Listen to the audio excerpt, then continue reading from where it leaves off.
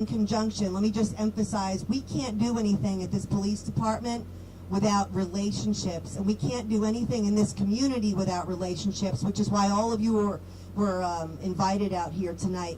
But I'd like to, obviously talk about the tireless work that the detectives did in my homicide division, trying to hunt down the killers of this 14-year-old child, and they worked very closely in conjunction with our state attorney's office. So these two offices worked tirelessly to bring the killers to justice. On July 8th, we announced that we arrested Ronny Walker for the murder, premeditated first-degree murder of Nilexia Alexander. Today, we are here to announce that we have made a second arrest in this case. Today, we arrested Robert Quincy Creed Jr., and his charge was for accessory after the fact for first-degree murder. He was located by the U.S. Marshals Task Force this afternoon, and he currently sits in the Pinellas County Jail. We are still investigating. I'm sure the questions are going to come up. We are still investigating whether or not any charges on any other individuals will be coming. We're still sorting out the details of this complicated case, but we're very happy to report that two killers in this case have been brought to justice. But let me talk about why we made this announcement in conjunction with this Violent Crime Forum. We've taken this road show out to, I think, 5 locations here throughout the city of Tampa over the course of the last 6 months or so to try to get our message out to the community that we get everything done through partnerships, relationships, and most importantly, trust in the community. We want the community to know that through these relationships that you see here today, you can reach out to any one of these fine community members or police officers, the state attorney, whoever's here, and tell us what you know. And we can help bring bad guys to justice. Just case in point, we had a murder on July 14th in New Tampa, up in our New Tampa community just a few weeks ago. And we made an arrest on that case within 24 hours of that murder. And I just want to say it was because we got a lot of tips from the community. We're starting to get a lot more tips now than we've gotten before, which is great. But I want to always emphasize the fact that we can always use more. We need the community. We need the community to know that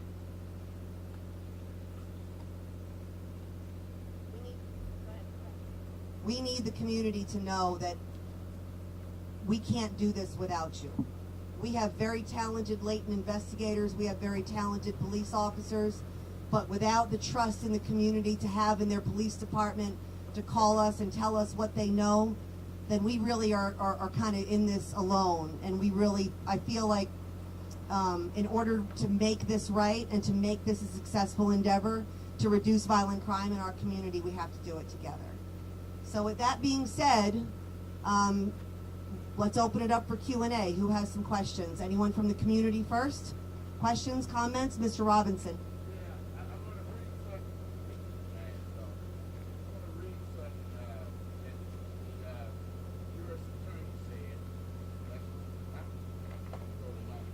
Yeah, I want to read something. The U.S. Attorney said. I want to read something the U.S. Attorney said, and I believe Tampa Police Department is following along that drive. This is in the day's paper, and it's very coincidental that it happened today. This is what he said. Reducing violent crime, however, cannot be done solely through police work and prosecutions, which is why his office for violent crime strategy includes fostering trust and legitimacy in our communities, supporting community-based organizations that help prevent violence from occurring in the first place, setting focused strategic enforcement priorities and measuring results of our efforts. These are the principles of the Justice Department's Project Safe Neighborhoods. In this district, which is the Middle District, he's talking about, a critical part of our Safe Neighborhoods program is community engagement, prevention, and intervention.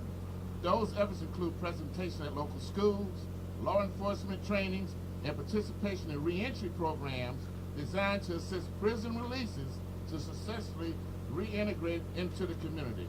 When you combine all the 4 parts of this violent crime strategy, the ultimate is to reach the goal, which is reducing violent crime community. But I want to say that's what the TPD, I think, is doing. And we just need to work on recidivism because a lot of people get out, but they're going back. We got to find something for them to do. And in West Tampa, we're trying to bring it back. And I just say this, I'm the Vice Chair of West Tampa CRACAC, the Vice Chair of West Tampa CDC, and Second Vice President of the NAACP. So I just want to say that we support what the police is doing, and we got wrong yard, we got development. We just don't want it to come back. We've got development coming, and I'm just asking you guys to make sure that we don't get those people back where we go all back over again. It took a long time to clean it up, and we don't want it to come back. So we appreciate you over here today in our neighborhood. This ain't the east side, this is the west side. You're on this side of the road. Y'all check it in, and y'all checked in good. So I just want to throw that out there so that everybody know we appreciate what you're doing. Keep doing what you're doing. Thank you. Mr. Robinson, the violent crime, people that commit violent crime don't know any boundaries. They don't know if they're on the east side or the west side, but we know that we have to engage the community as a whole. You talked about youth and how important youth are.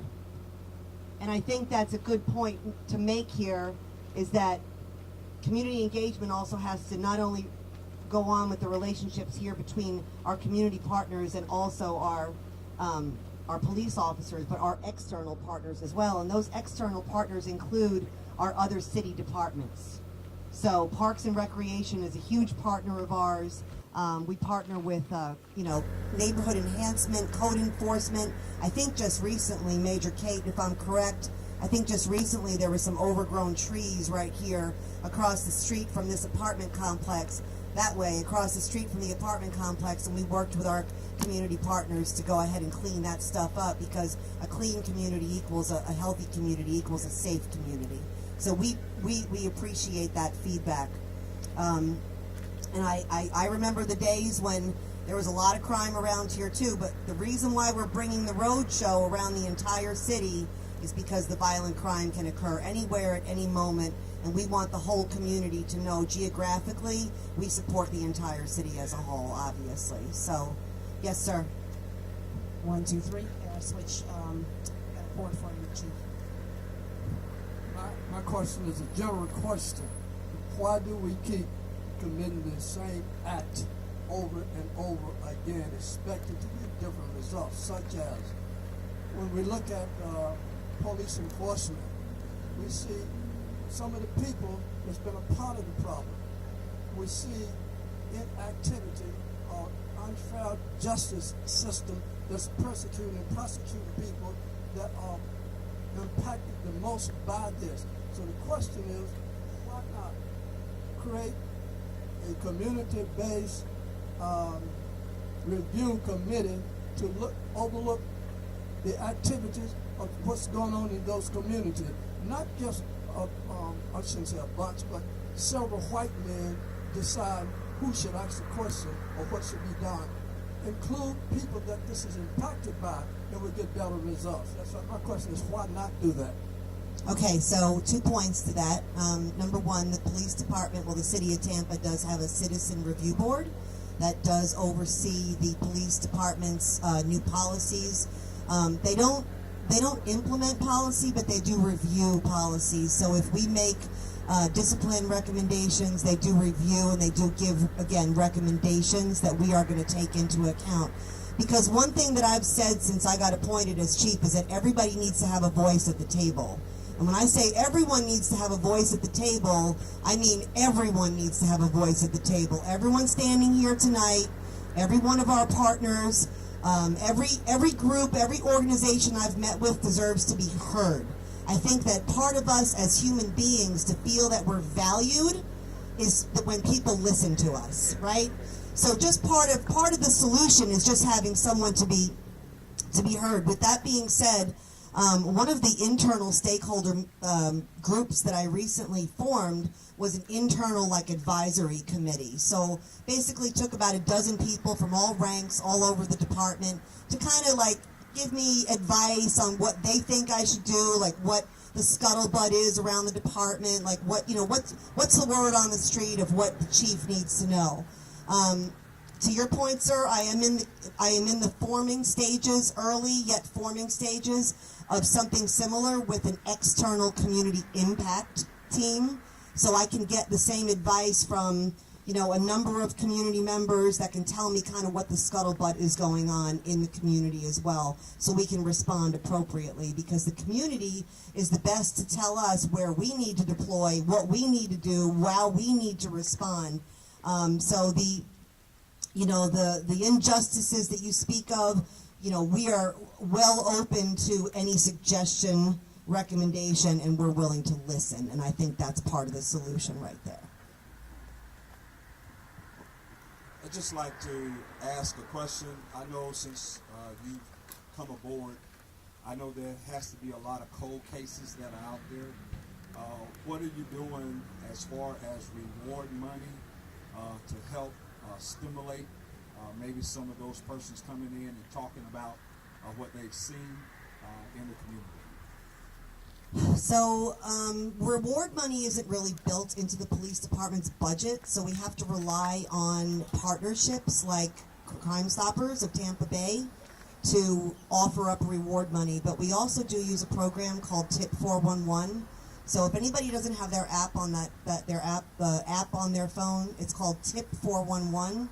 And we can provide a link to you and the website of how to get it, but it's also an anonymous way to respond, to report tips. Because I know that one of the biggest obstacles to getting tips reported is fear of retaliation, right? And being open to the fact that everyone knows that you were the one that told on the person that got it, that, you know, that may have done something wrong. So there are a number of anonymous ways. Some of them are tied to reward money.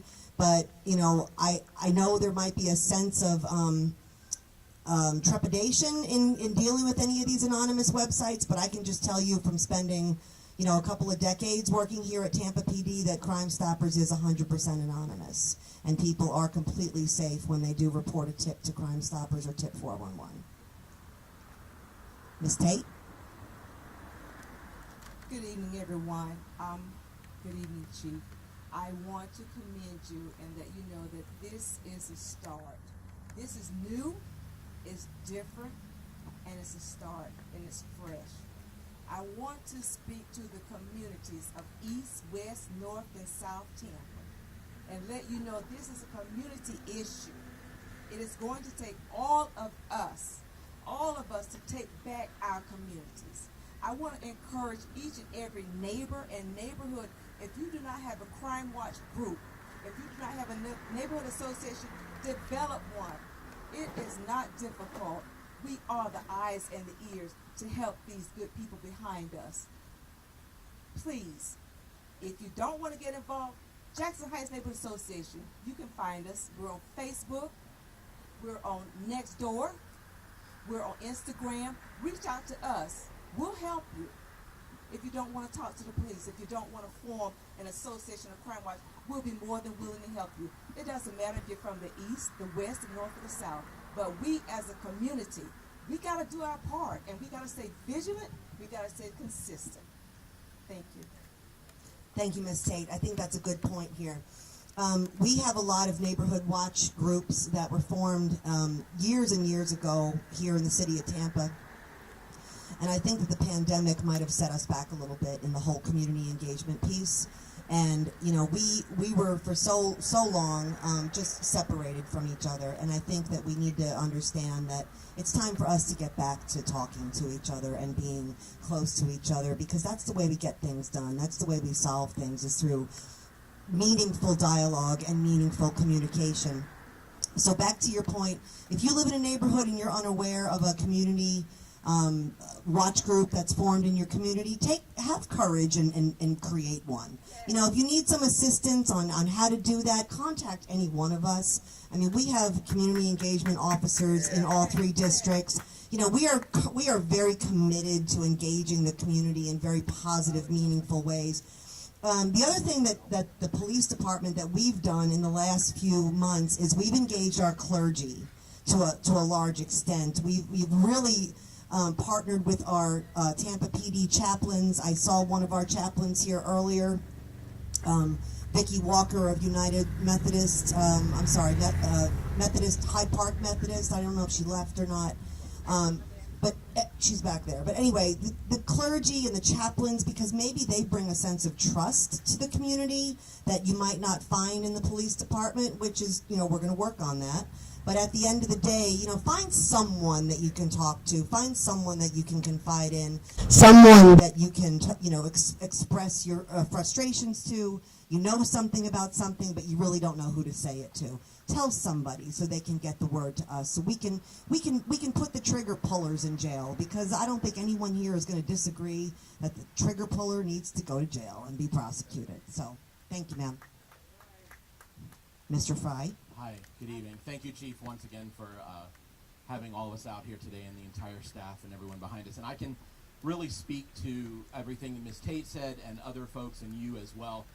We formed the Hampton Terrace Neighborhood Watch many, many years ago, and I feel that we've been very, very successful in cooperation with the police department through the Seminole Heights murders, even up to today. And I think one of the most important things, again, furthering to what this lovely lady said, is that the community has to work together. I mean, it can't be for 5 minutes or 5 days. It has to be for 5 years, 50 years, 25 years. It doesn't solve itself overnight. It has to be a continual. We have to be on it. I can speak to how well our community works with the police department when it comes to the hotels that are in our area that are problemed areas, knowing that with our community and with some of the fine folks behind me, knowing that operations were had at the Alamo that took violent crime criminals off the streets and their guns and their drugs before they had a chance to impact our community is proof positive that working in the community with our police department, which I find to be one of the finest in the nation, that is work, that is what is happening, and I encourage anybody in this community, north, south, east, and west, to become a part of your neighborhood watch or reach out to us at Hampton Terrace, the chief, Ms. Tate, any of these folks over here. We will help you start one. I will come to your association. I have no problem doing that, to talk to you about just how fabulous it really works when people work together, because I can tell you, I know 90% of the people standing behind me because we communicate. But Chief, thank you so much for this evening, and we appreciate everything that Awesome. you do. Have you met your new major yet, Brian? Brett Owen. Major of District 2. See that? See how that relationship was just formed like that? All right, who's next? Who's next? Come on. Media? Like history?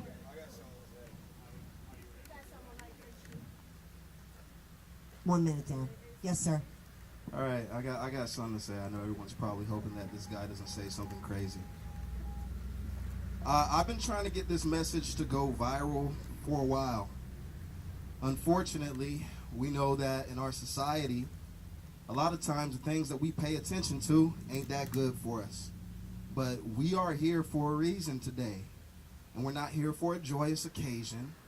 We're here because there's too many people getting killed in the city. Okay? And that we're all in agreement that that is not okay. So I'm gonna tell just a quick thing about myself. I'm a teacher here in Tampa. I teach history. I've been doing that for about a decade here. Okay? So when children get shot, that junk affects me. It really hurts. I'm talking about passionately hurts. And I couldn't even understand how some of these mothers feel, but I know how it makes me feel.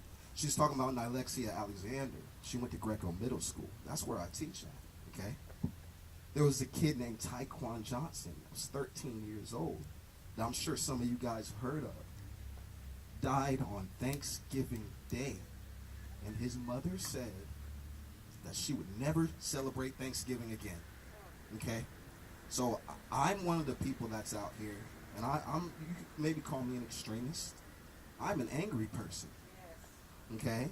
Because this should not be happening. And one thing that we should be able to say is that children should not be getting hit by stray bullets or any of that stuff that's happening. Here's some parts of the things that you guys might not have seen if you haven't been directly affected.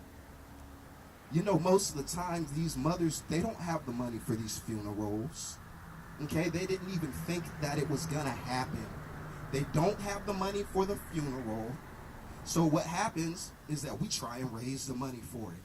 We rarely can get it. Because again, the things that go viral, usually it's something stupid.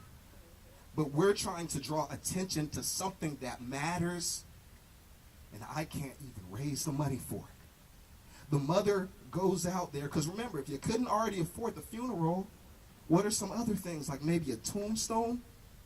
There's mothers that go out there and don't even know where their children are. Okay? So I am angry, and this message goes to the people that think that they're thugs, that they're gangsters. You need to come out of your ignorance right now. This ain't no joke. I know there's a million different reasons why you might have been there because of the system or whatever. You need to come out of your ignorance. It is not okay. Okay, because the community is bleeding. We are gathering together to try and fix it. But do you think that any of those people that have that mindset, you think that any of them are here? No. Do you think that any of them are going to look at the news story that's talking about it? No. We have to connect with them somehow, but it has to stop. It's not okay. I'm a teacher here. I'll be damned if one more child dies. Okay? We can't let it happen. People have to wake up. I'm praying that there can be some type of mass awakening, because it ain't just Tampa. Y'all see what's happening in Chicago. This is a war. You see? And so this is why I'm dressed like this, because I'm trying to get attention to show you this is a real war. It's something that needs to change. Maybe you have not been directly affected by it, but the people that have, which they are here, they understand what it is. It's a fight against an ideology. A gangster, I'm a thug, that ideology. And guess what? There's a sickness in our culture that is pouring millions of dollars into it. Y'all don't want to think about that? There's a sickness in the culture that the dude that's the rapper that's bragging about having all the guns and shooting all the people and disrespecting women, they're throwing millions of dollars at it. There has to be some type of mass awakening, some type of change. That's all I got to say, but thank you for giving me a moment. Thank you, sir. I think it's,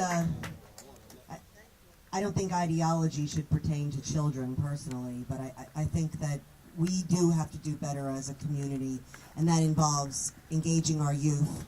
The police department can only do so much. Again, we're working with Parks and Rec. We work with our schools. We work with anyone that can reach those children, the clergy, and that includes all of you. If you can reach one child and turn their life around, then we've all done our part, right? And there's a lot of parents, I just want to acknowledge, there's a lot of parents in the audience tonight who lost their children to gun violence.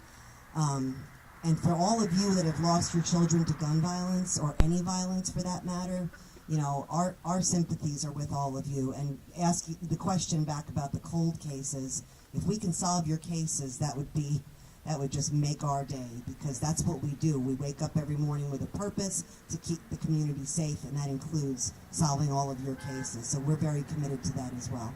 Torrance. Hey, good evening, Chief. Hey, everyone around here. My name is Torrance Ronny Walker. I'm a community leader with a service heart.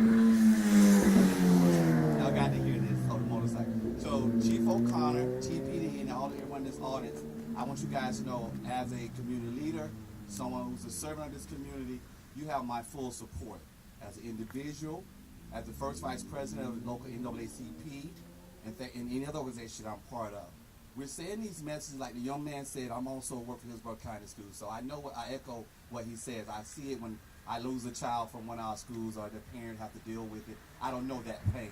But what I do know, we can't continue the way we've been going. So to support TPD and then officers that come out every day with only about, 900 or 1,000 officers that you have with 400,000+ citizens, you do the math. It doesn't add up. So we must get together as a community and support TPD. Regardless how you may feel, whatever happened 5 years ago, 5 minutes ago, yes, I can't even remember that. But what I do know, if we don't come together, we'll be having the same conversation next week, next year, and 20 years from now. And we can't afford to do that. Our children matter. This is a community that belongs to our children. Yes. And we got to understand that. And these are the individuals that need to be out here. So I could charge myself with next time, I bring my nephews or my niece with me. Because kids need to hear this conversation. As we all know, everyone out here, like the young man said, probably have not lost children, or these are individuals that need to be here. We love for those citizens or residents in that Columbus Court to come over here and hear this conversation. So while you guys got your news cameras and everything, make sure this gets out to the news feeds. We can't afford this any longer. Andrew Warren, our prosecutor, correct? State attorney. State attorney, my apologies. So many great gentlemen. And you know me from way back. I don't cut no corners. I'm straight up. So if you get a gun, you're going to jail. And Chief, you and I have a lot of conversations. And there was an incident in my parents' neighborhood. They lived there for 30 years, never had an incident. And I'll be the first to say, if somebody come and bother my parents, I want TPD to come in and bust their head and bust it open. I don't care what nobody say, because you're not going to bother my parents who've been citizens for 30 years, living in East Tampa, paying their taxes, and they own their home. And my mom and my dad are not going to be afraid to live in their home. I'll be the first to say, if you have a gun, I'm going to turn you in. Call me what you want, a snitch, whatever, you call me everything else. I'm going to turn you in. We have Rise Up for Peace out here, parents who I know for a fact have lost a son or a daughter, a loved one. So we got to make sure the next time this forum we have some young folk out here hearing this. Drag them, I don't care what they say. Bring them along, because this is their community. This is their community. All right? I'm not going to be laboring this any longer. I go on and on like the pastor. I love you, Chief, and thank you for everything you're doing. All right? Thank you.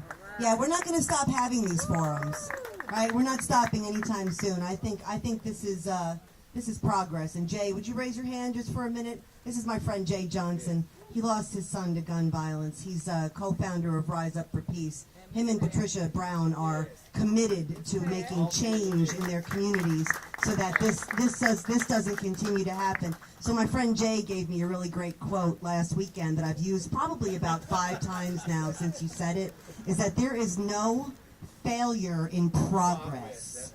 And I have to attribute that to you, Jay, because I loved it, and I went out and I've said it again about 5 times. So anything that we do as a community, if it's one tip, if it's one child, if it's one relationship that's built, that's progress. And we're not failing as long as we're making progress. So thank you for that, my friend. I appreciate that.